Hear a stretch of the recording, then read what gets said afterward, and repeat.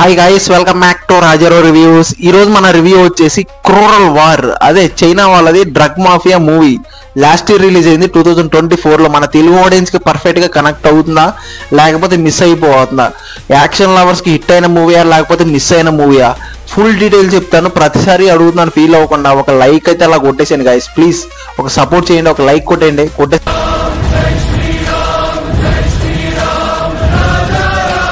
కదా, thank you. Spoilers లేకుండా story ఏంటంటే, స్టోరీ చాలా సింపుల్ బట్ పవర్ఫుల్ అని చెప్పాలి. ఎందుకంటే ఒక honest officer and Brave person అని చెప్పాలి. అతను మిషన్ ని టేక్ ఓవర్ చేసి అండర్టేక్ చేసి సక్సెస్ చేస్తాడు.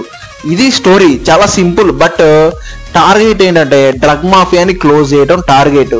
మూవీలో ఎమోషన్స్, యాక్షన్ సీక్వెన్స్ని చాలా స్టైలిష్ గా ప్రెజెంట్ చేశారని చెప్పాలి. పర్ఫార్మెన్స్ హీరో స్క్రీన్ లో ఉన్నప్పుడు ఫైర్ లా ఉంటాడని చెప్పాలి.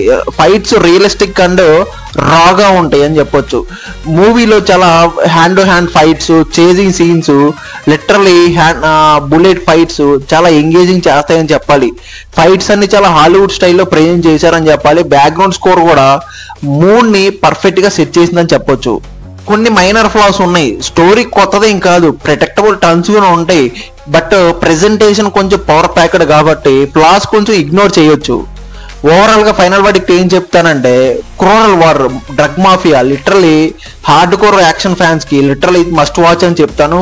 Full of stylish and intense mass action sequence ఉండటం వల్ల చాలా బాగా నచ్చుతుంది. నా పర్సనల్ రీడింగ్ అయితే పక్కన ఇచ్చేస్తాను. మీరు ఈ సినిమా చూసారా? మీ ఒపీనియన్ ఏంటి? తప్పకుండా కామెంట్ చేసి చెప్పండి. ఇంకా ఫుల్ ఆఫ్ యాక్షన్ లవర్స్ కి చాలా బాగా నచ్చుతుంది, కానీ ఫ్యామిలీ ఆడియన్స్ కి కొంచెం ఆలోచించండి. యాక్షన్ మాత్రమే ఉంటుంది కాబట్టి మీరే ఒకసారి ఆలోచించుకుని ట్రై చేయండి. కానీ మసాలా స్క్రాప్ అయితే లేదు. ఇంకా మీ చాయిస్. ఇంకా నా వీడియో నచ్చితే లైక్ చేయండి, షేర్ చేయండి. మళ్ళీ నెక్స్ట్ ఇంట్రెస్టింగ్ వీడియోతో కలుద్దాం. Thank you.